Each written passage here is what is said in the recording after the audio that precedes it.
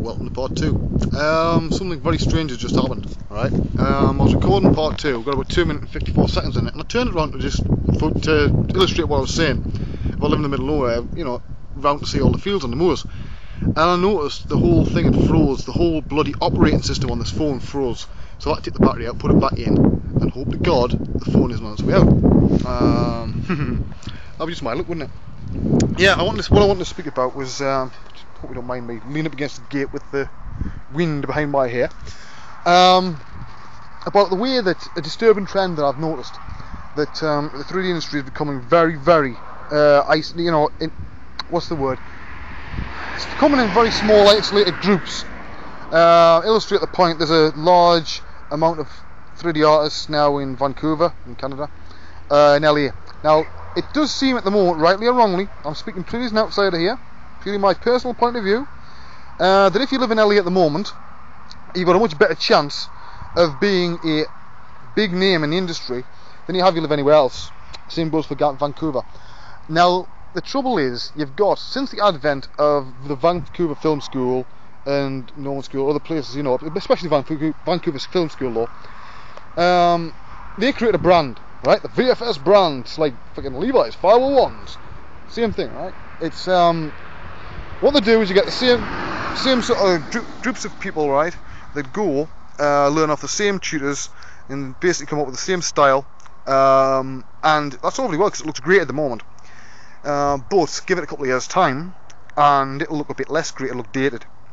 That's where people who live sort of like this in the middle of nowhere, right? That's where that comes from. We come in, but not me especially, but I'm just talking about people who live outside of LA and outside of Canada. It's weird because now the people in LA are being given a whole lot more power than, you know, they maybe should.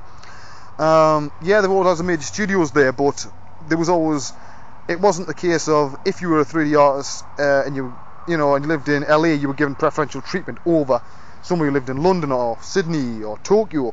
It was about the art. Now it's not. It's starting to be about where do you live, who do you work for, where do you live. That's not art, man. That's not art. That's hunting for a fucking job. You know, and you're getting people who are sort of basically, you know, it's some of the big firms, and sometimes it could be accused that maybe they're just bringing the mates in, you know, from just around the corner, because it's easy for them, right? If you're put in charge of finding artists, it's easier to bring your mates in who live just a couple of blocks away than it is to go, you know, emailing somebody across the other side of the planet. Plus it also gives you a really good excuse to go for a night on the piss, right? Incidentally, next week, that's exactly where I'm going. I'm out on the piss, right? For an entire night, I'm having a hell of a night out, because I haven't had one in over a year, alright? Not talking about pelagic drunk, but I'll have a good night, you know. There's also a disturbing trend where it's getting now, where if someone does not have an American accent and you do a DVD, you're getting vilified for it. Now I had that, but I can deal with it. You know, it's, find me a maths degree DVD, you know what I mean, that's interesting, or that, you know, you're not going to just find people with one accent. At the risk of sounding confrontational, not that I actually give a shit, you know, because we're all many and women and whatever, you know, we're all grown-ups. The world doesn't stop at America. Neither it stop at Canada or England or concert. Does it stop at Sydney, Tokyo, China? It is the world, a world of art. If it's got to the point where if you don't live in one of the central places or are not prepared to move there, you might as well give up. That's not art. I'm sorry, that's a closed shop, you know. It disturbs me.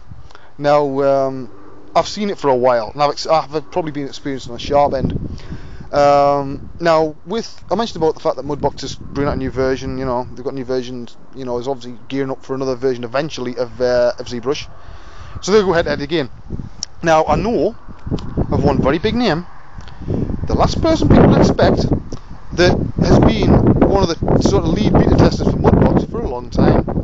They let it slip on the 3D Total forum. If you're interested in who it is, just go and do a search through some of the sketchbook threads there, you'll find out who it is.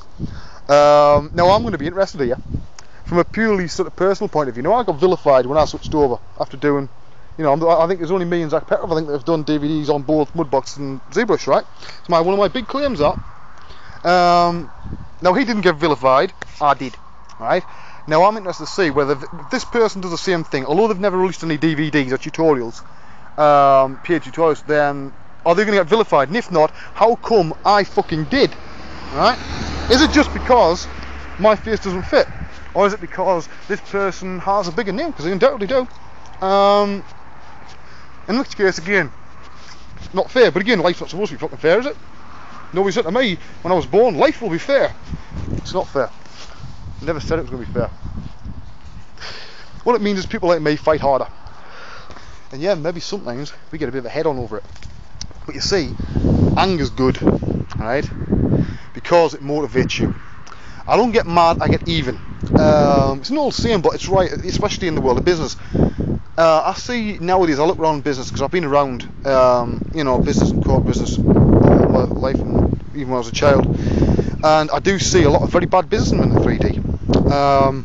In fact, shockingly bad. And what happens when you get somebody who's a good businessman comes along, they either clean up, or vilify and clean by the industry and say, how dare you, that's not gentlemanly practice. You're not supposed to be gentleman in business. Come on. You're supposed to be, it's the old thing, whoever dies with the most money at the end wins. That's it, right? So maybe the whole LA and Canada thing is sort of just business. Just people looking after themselves. We'll have to see. I'm being watched by the horse again. There he is, there. So change your perspective, like, when you became a dad and stuff, and you're going to become a dad again, it's sort of, plus it's sharp focus. I mentioned last time that as far as I'm concerned, this book is sort of, this is a test run. I know this book's good, okay? I know the content inside this book, the facts themselves are sterling. I worked harder, I can say that, than anybody else. The book's running between 700 and 800 pages, which is about roughly the same amount that both the other books put together, right? It's not padded out, it's all hardcore facts, right? Hardcore learning. If you want the coffee table book, go somewhere else. If you want to learn and prepare to put your head down, buy mine. If I get vilified for this book, because basically, let's face it, I'm going up against two guys that work at Normon. Did you know that? Eric Keller, Scott Spencer, both tutors at Normon. So they've got the weight of Normon behind them. I'm the independent candidate, you might say. I'm Ross Perot, right? I'm the guy with no fucking money sitting in the middle of nowhere, right? But I do know what I'm talking about. If I didn't, I wouldn't be teaching people. And I also wouldn't be teaching on a corporate level, which I do. I keep that rather quiet because I don't want people getting the butt of it. But if there's funny tactics played by anybody, mentioning no names, then I will simply go underground. I've got currently 4 different names to choose from on different boards, not on the same board incidentally, because that's against the rules, isn't it? But different boards, I've got 4 names I can use. Nobody knows who I am. And one of the plus points of being me is every 2 months or so I make a concerted effort to change my style. Now with baby sort of being due in the new year, that'll mean that that's perfect time for me to take a couple months off, come back with a brand new style, a brand new name. And I can make you a bet I'll be in exactly the same position in 12 months time. That's not me being big headed, it's just, look, I know what I'm talking about. You could say shit rises to the top, right? And I'm a big fucking turd. I know it sounds big headed, but I'm sick of people saying that. I had somebody say to me the other day, oh, but you only do sculpture stuff and low poly stuff, you can't do the other stuff, you're not very good at it. I'm like, how the fuck do you know? Because I never tell anybody, right? I actually do a lot of stuff. The only thing I don't do is animation, and I can do rigging and skinning, but it's not my favourite stuff. Do art service, do the product shots, do the lighting, do the materials, do the rendering, I can even do some of the coding, right? I just like doing the sculpting side, it's more rewarding. But when I'm doing stuff for clients, I do all sorts, and I do it at a good enough level to get paid rather nicely for it. So maybe it's about time I started showing people what else I was capable of. Maybe I'll use a different name, maybe I'll keep this one, I don't know. It's just I'm getting a bit pig sick of having to carry around, the Wayne Robson name at the moment. Because I'll tell you what, see what time it is. Right, quickly, basically I've got the curved DVDs, the 2 Zeebish ones. Facts are great, production was shite, right?